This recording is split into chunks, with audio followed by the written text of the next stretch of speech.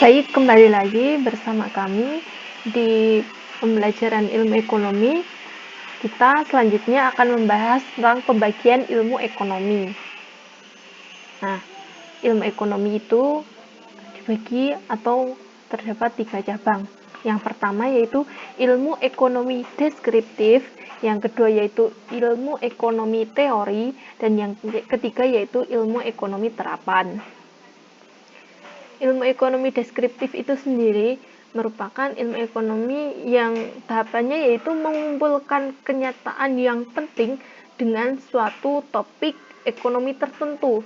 Jadi di sini karena yang kita pelajari adalah ilmu ekonomi, jadi topiknya juga topik ekonomi atau yang sesuai dengan ekonomi atau kegiatan ekonomi atau hal yang berhubungan dengan ekonomi. Yang kedua yaitu ada ilmu ekonomi teori. Ilmu ekonomi teori itu menjelaskan, mencari pengertian, hubungan sebab akibat, dan cara kerja sistem ekonomi. Nah, di sini deskriptif itu mengumpulkan kenyataan penting yang terkait dengan topik ekonomi tertentu. Sedangkan di sini yang teorinya itu sudah mencari pengertian dan menjelaskan hubungan sebab akibat disertai dengan cara kerja sistem ekonomi. Sedangkan yang ketiga itu ada ilmu ekonomi terapan. Ilmu ekonomi terapan itu merumuskan kebijakan-kebijakan dan pedoman-pedoman dari analisis ekonomi teori untuk mengatasi masalah ekonomi tertentu. Di sini terapan itu menerapkan dari adanya teori ekonomi. Nah, di sini menerapkannya dalam bentuk apa? Ilmu ekonomi teori itu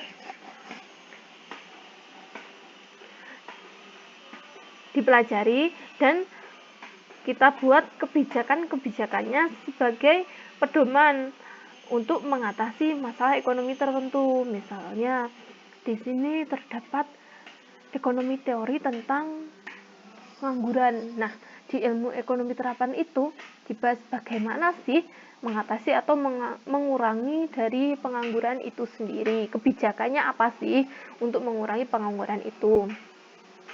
Nah, di sini untuk lebih lengkapnya ilmu ekonomi deskriptif yang pertama, yaitu cabang ilmu ekonomi yang memberikan gambaran keadaan ekonomi dengan mengumpulkan kenyataan yang penting yang berhubungan dengan persoalan ekonomi. Nah, biasanya di sini kita dapat mengetahui kalau pembagian ilmu ekonomi yang deskriptif itu ada data, gambar, dan grafik. Contohnya ini, pertama ini data ini. Menko Darmin yakin Indonesia bisa lawan perlambatan ekonomi. Nah, di sini merupakan data dari Menko Darmin. Yang kedua, ini data juga. Ekonomi Indonesia tertinggal karena kebijakan yang keliru. Nah, di sini data ini didapatkan oleh wartawan atau pewarta yaitu Mentari Gayati dalam bentuk berita. Yang kedua ada ilmu teori ekonomi. Nah, teori ekonomi itu merupakan kumpulan teori-teori di bidang ekonomi yang berusaha menjelaskan, mencari pengertian hubungan sebab akibat dan cara kerja sistem ekonomi sebagai acuan dari kebijakan ekonomi. Nah, ilmu ekonomi sendiri itu ada teori mikro dan teori makro. Untuk lebih jelasnya, kita akan pelajari di slide berikut. Nah, ilmu teori ekonomi mikro itu merupakan cabang dari ilmu ekonomi teori yang mempelajari tentang perilaku unit-unit terkecil dari ekonomi. Fokus utamanya yaitu terletak pada harga atau price theory yang disebut juga dengan price theory. Nah, contohnya, karena ini unit-unit terkecil, nah biasanya pada pasar, selera konsumen. Sedangkan jika dilihat dari sudut perusahaan, itu ada ongkos usaha, produksi, penawaran, permintaan, pangsa pasar, harga, dan lain sebagainya. Nah, terkait dengan pasar di ekonomi mikro, ada hukum permintaan dan penawaran. Hukum permintaan yaitu pada saat harga naik, maka permintaan akan turun, dan pada saat harga turun, maka permintaan akan naik. Kita bisa saja lihat di pasar atau di lingkungan sekitar kita atau kita sendiri. Apabila biasanya kita mengkonsumsi telur, rata-rata seminggu itu misal 3 kali, 3 butir. Nah, ketika harga telur naik, maka kita akan cenderung apa? Menurunkan konsumsi telur kita, bisa seminggu menjadi 2 kali, atau bahkan jika naiknya itu sangat tinggi, kita hanya akan mengkonsumsi telur sekali.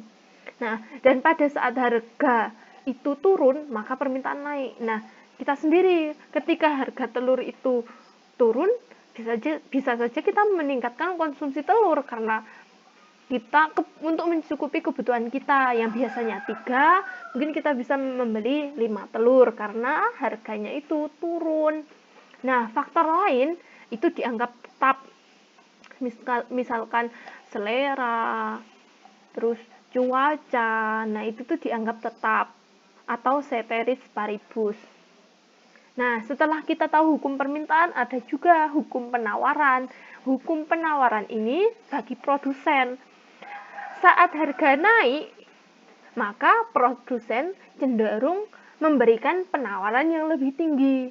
Sedangkan pada saat harga turun, maka penawaran dari produsen juga akan turun. Nah, ketika misal di sini harga dari masih sama, telur.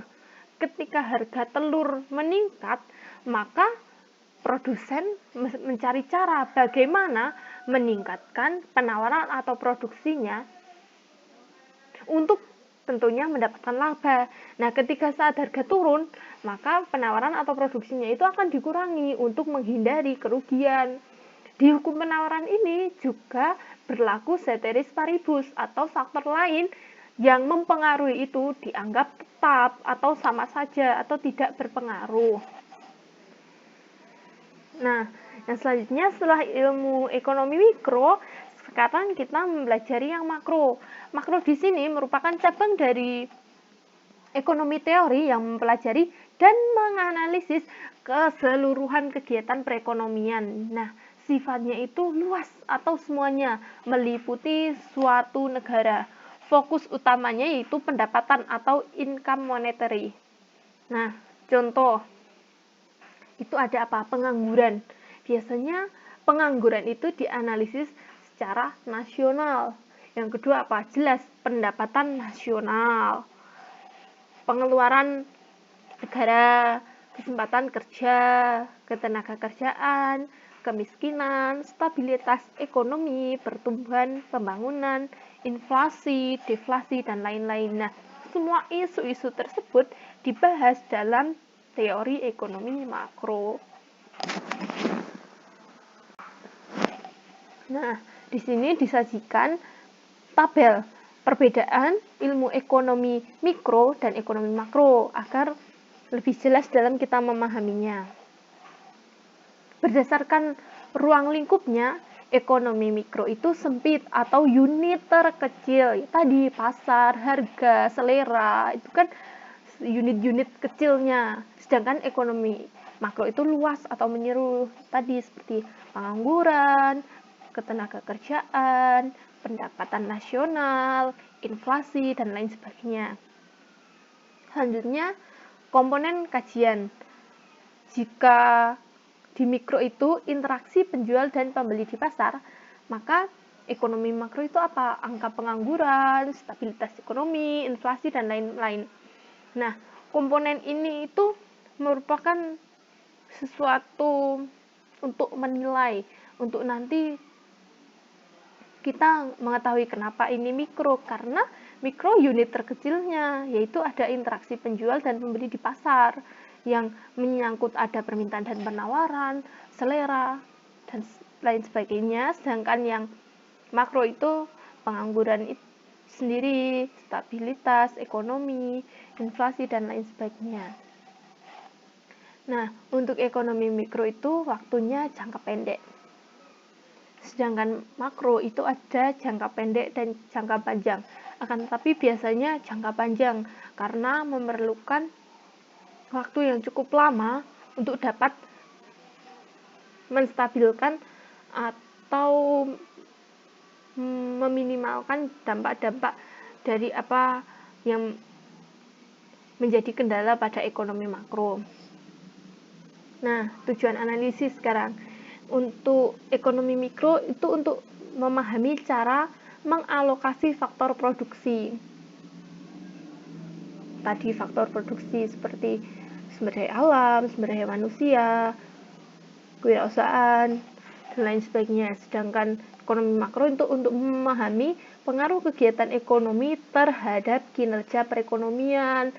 Jadi, kalau tadi tentang pengangguran, jadi kan pengaruhnya pengangguran itu terhadap perekonomian itu seperti apa? Nah, itu kita agar paham. Nah, contohnya sendiri, ini ada kalau mikro, perilaku konsumen, perilaku produsen, bisa dilihat dari hukum permintaan dan penawaran tadi. Kalau konsumen itu kalau harganya naik, ya mereka permintaannya akan turun. Jangan kalau harga turun, permintaan naik. Sedangkan kalau produsen, kalau harganya naik, maka penawarannya itu juga akan naik. Tapi ketika harganya turun, maka penawarannya akan ikut turun. Nah, untuk contohnya yang ekonomi makro itu ada pertumbuhan ekonomi, pembangunan ekonomi, seperti itu.